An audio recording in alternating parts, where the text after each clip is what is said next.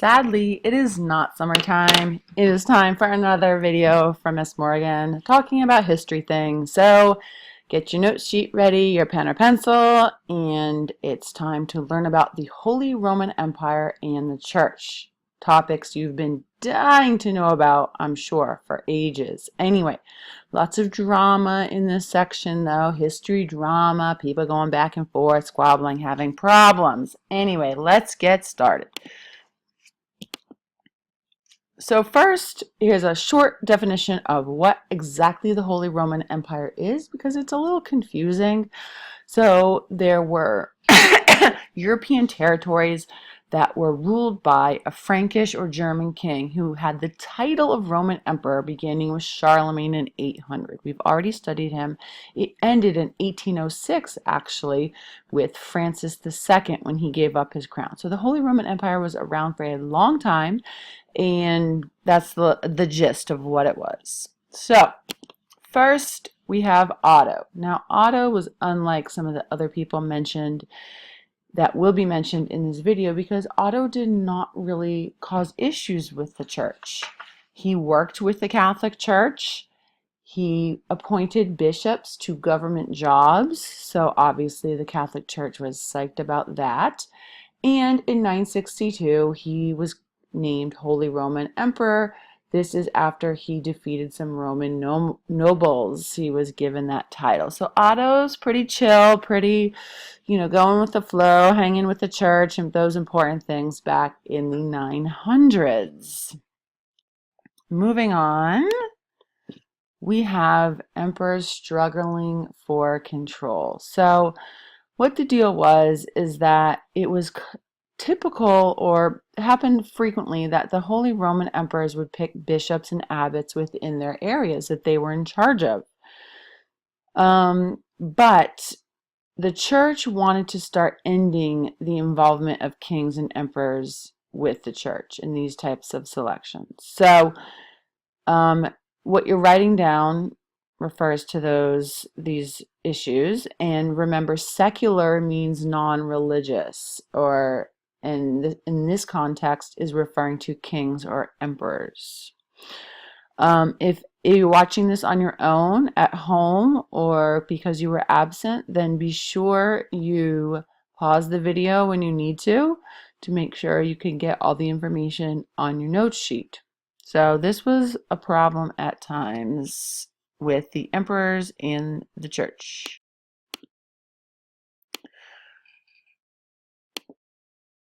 So two men that had lots of issues with each other were Pope Gregory VII and Henry IV. So you are now in the section that says the feud between Pope and Emperor.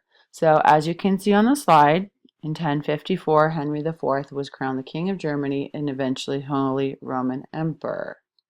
The Pope at the time is listed there. So Gregory caused some controversy, and he was liked by some and not liked by others, and he made changes to the church, or he reformed the church. And that reformed the church goes in that first bullet on your note sheet. That may not be obvious. In that first bullet on your sheet. All right, so he wanted the church to be independent of secular rulers. So he wanted more separation between the church and the secular rulers, like kings and emperors, who had been picking people like bishops. He wanted more separation between this. This was going to help make the church stronger.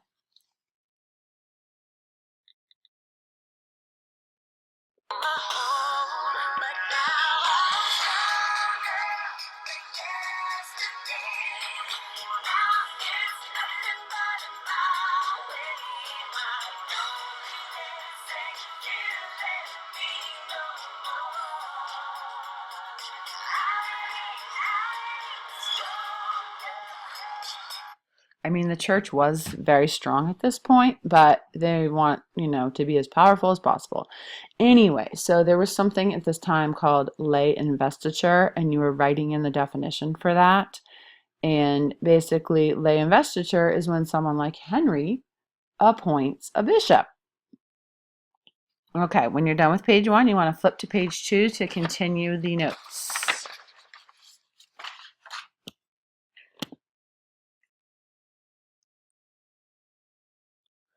Now, Gregory only wanted the Pope to appoint and install bishops.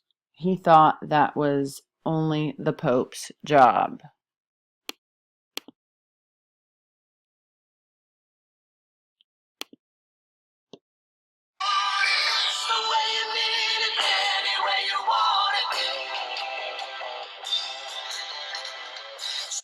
Gregory wants it that only the Pope can appoint and install bishops.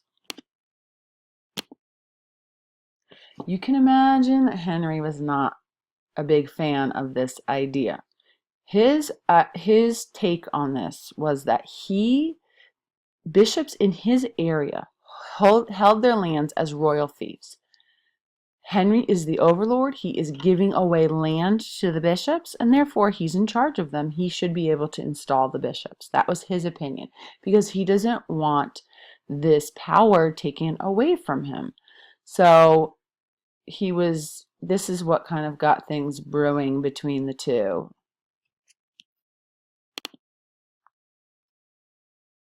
I'm trying a new way of recording this, so I'm having some glitches. Anyway, all right, so here's what Henry thought.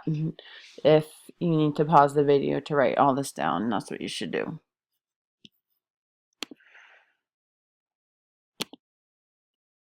So a little bit more about what Henry did was that, well, when he spoke out against the Pope, he had German princes in his area that were supporting the Pope and were against what Henry was saying. So he had enemies, or he had people who didn't agree with what he was saying in his own area, and they supported the Pope. So in 1076, Gregory excommunicated Henry. Gregory went to pick a new emperor, and Henry knew that this wasn't great for him. So in 1077, there's a myth that he stood out in the snow 3 days before the Pope would see him so he could apologize and repent his sins. So repent, if you're a repentant sinner, that means you are sorry for the things that you've done wrong that go against the church. So he presents himself to the Pope. The Pope has to forgive him, even though he believed that Henry was just trying to save his throne. But he didn't really have a choice. And one important little tidbit that I forgot to include in this presentation is that the reason why Henry was excommunicated is because he met with a council of bishops and said that Gregory was no longer Pope. Why he thought this was a good move and he had the power to do that, I'm not quite sure. But that's what he did, and that's what led to his excommunication. So that kind of helps explain the feud. He didn't get excommunicated just because he was going against the church. It was because of what he said, that the Pope was no longer the Pope. This song is for when Gregory excommunicated Henry.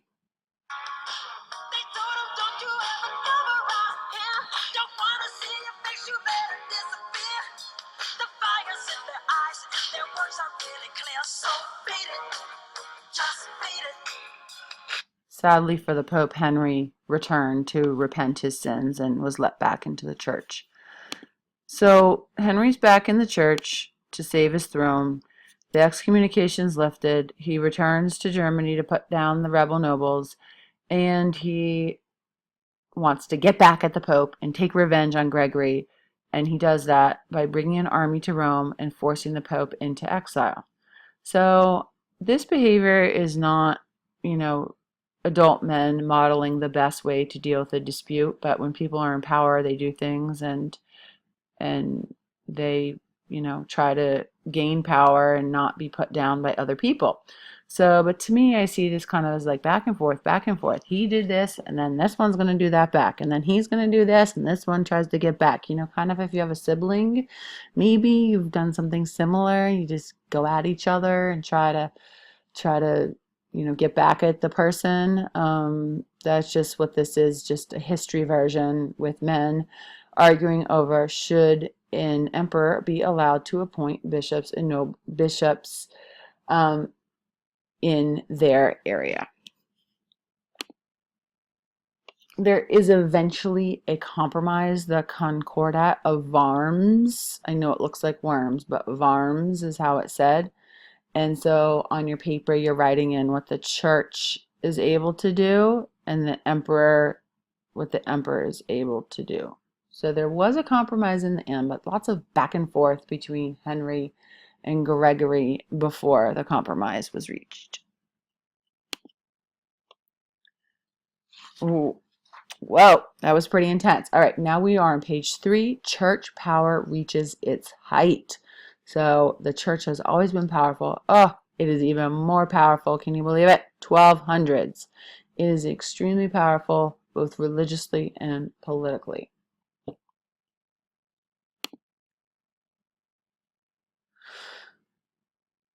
Some of this has to do with Pope Innocent III. Now, look at that lovely Pope Innocent III doll that I have that I'm showing you. I actually have 2 more of them, which is sad but true. Anyway, so Pope Innocent claimed papal supremacy, which we studied in a previous chapter. That is when a pope claims that they are superior to the secular rulers like kings and emperors. So he was pretty powerful and usually victorious over other powerful rulers of the time. So that is one of the reasons why that awesome little doll was made and why I bought it.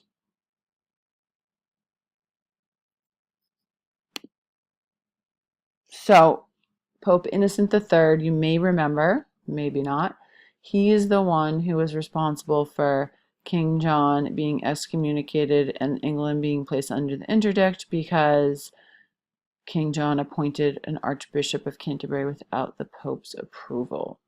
So Pope Innocent III was the Pope at the time when this happened with King John. Philip II of France had some positive and negative interactions with Pope Innocent III. He tried to unlawfully annul or cancel his marriage. Oops. I pressed play on my iPod by accident. Anyway, so the same punishment happened to him as King John excommunicated France, put under the interdict. But Philip and the Pope also worked together in a holy war or crusade against a group in France, the Albigensians, that were against the church, and lots of them were killed by Pope Innocent and Philip's armies and in that holy war or crusade.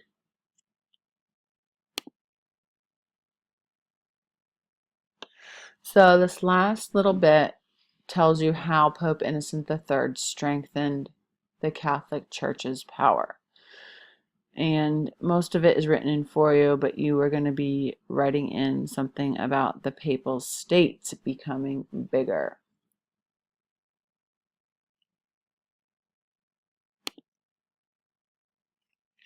So Pope Innocent, after he died, popes were still claiming papal supremacy, and French and English monarchies were getting stronger.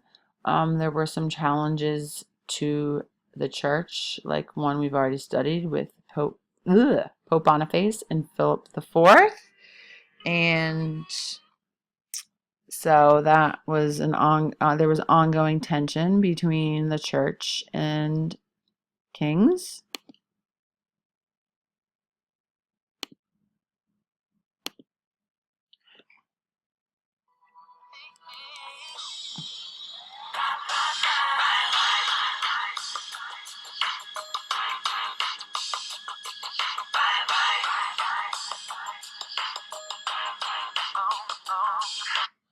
It's almost the end of the video. This video talked about Holy Roman Emperors in the Catholic Church, how someone like Otto got along with the Catholic Church, but Henry did not.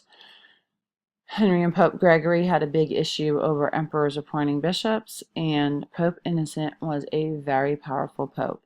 So before you stop the video, on the bottom of page 1, I want you to write your favorite flavor of ice cream.